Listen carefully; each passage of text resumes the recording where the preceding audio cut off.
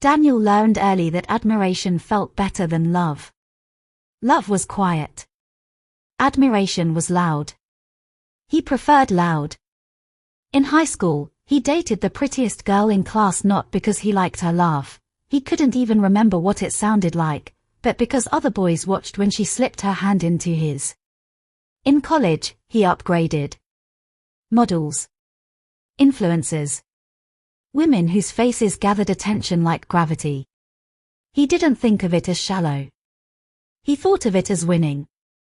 By 32, Daniel had the resume to match the image: investment firm partner, corner office, magazine feature about young power players to watch. His suits were tailored, his watch expensive enough to whisper without shouting.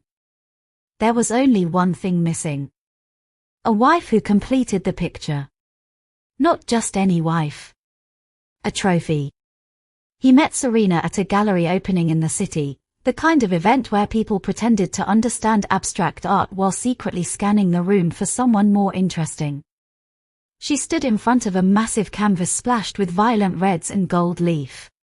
The light caught in her dark hair, sliding over her shoulders like liquid silk. She wasn't smiling at anyone. She didn't need to. People came to her. Daniel watched from across the room and felt the familiar surge, not attraction exactly, but ambition.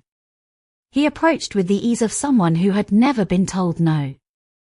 "Do you actually like it?" he asked, nodding toward the painting, "or are you pretending like the rest of us?" Serena turned slowly. Her eyes were cool, assessing. "It depends," she said. "Are you pretending to understand it?" Daniel smiled. Game recognized game. They spoke for 20 minutes. She didn't laugh easily. She didn't lean in. She made him work for her attention. He found that intoxicating. When he walked her to her car, he felt something close to triumph. When she agreed to dinner, he felt victorious. Serena moved through the world like it owed her something.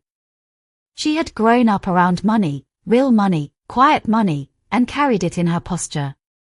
She knew which fork to use, which wine to order, which names mattered. Daniel admired that. Correction, he admired how it made him look beside her. At restaurants, people stared.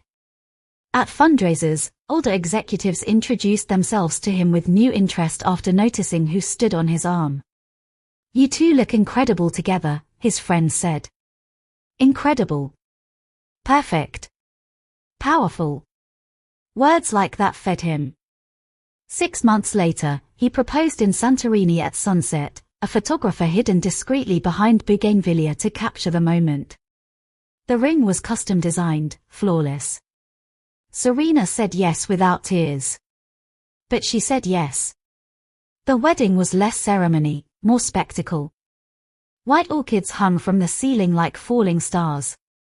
A string quartet played contemporary songs disguised as classical. Influential guests filled every seat.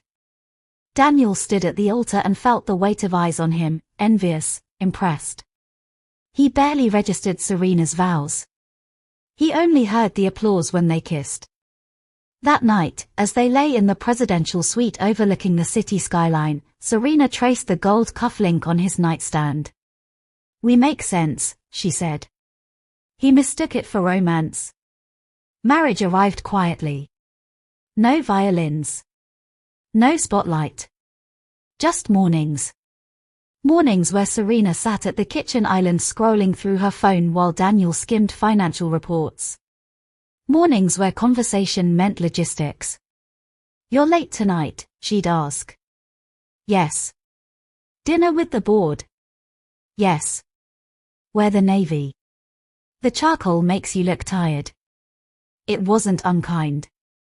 It wasn't warm either. At first, Daniel didn't notice what was missing. Their calendar was full: galas, trips, dinners, curated weekends in Aspen and Milan. In photographs, they were immaculate. In private, they were efficient. The first crack appeared during a dinner party at their house. Serena floated from guest to guest, laughing lightly, touching elbows, dazzling. Daniel watched her charm a venture capitalist he'd been trying to impress for months. After the guests left, Daniel poured 2 glasses of wine. "You were incredible tonight," he said. Serena slipped off her heels and set them neatly by the stairs. "Of course I was." He waited for something more. A smile meant just for him. A shared joke. Instead, she asked, "Did you close the Henderson deal yet?" He frowned. "Not yet." "You should." His losing interest.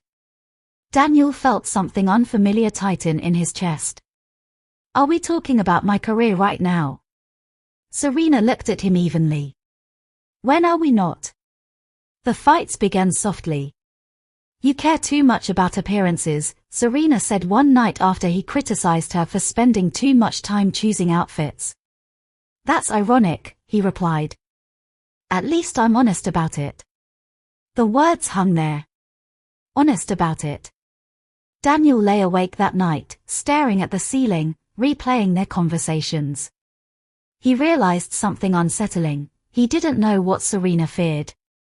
He didn't know what made her cry. He didn't know her favorite childhood memory. And she didn't know his. They knew brands. Connections. Opportunities. They did not know each other. Months later, at a charity gala held in a ballroom glittering with chandeliers, Daniel saw something that unsettled him more than any argument. An older couple stood near the dessert table. They weren't glamorous. The woman's dress was simple. The man's suit slightly outdated.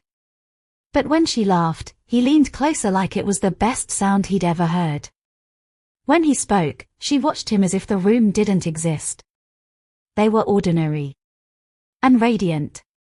Serena stood beside Daniel, scanning for the mayor. "Do you see the Hendersons?" she asked. Daniel wasn't looking at the Hendersons. He was looking at what he didn't have. A strange hollowness opened inside him, sudden and sharp. He had chased admiration like it was oxygen. But admiration did not warm a bed. It did not soften arguments. It did not reach for your hand in a crowded room unless someone important was watching. He glanced at Serena, stunning, composed, immaculate. And he felt alone standing inches from his wife. The realization didn't explode. It settled. Slow and suffocating. He had wanted a trophy wife. And he had married exactly what he valued. But trophies sat on shelves. They did not hold you when you broke. That night, back in their silent house, Daniel stood in front of the massive wedding portrait hanging in the foyer. They looked perfect. He studied his own expression, confident, triumphant. Serena walked past him toward the stairs. "We have brunch with the Whitmores at 11, she said. Daniel didn't move. "Serena," he called quietly. She paused. "Are you happy?" The question surprised them both. Serena studied him, her face unreadable. "Happy," she repeated, as if testing the word. Then she gave a small, almost pitying smile. "We're successful." And she went upstairs. Daniel remained in the foyer long after the lights dimmed automatically around him. For the first time in his life, admiration felt empty. And success felt like a room with no air. Dear friends, if you like this story, please like, subscribe and turn on post notifications for part 2.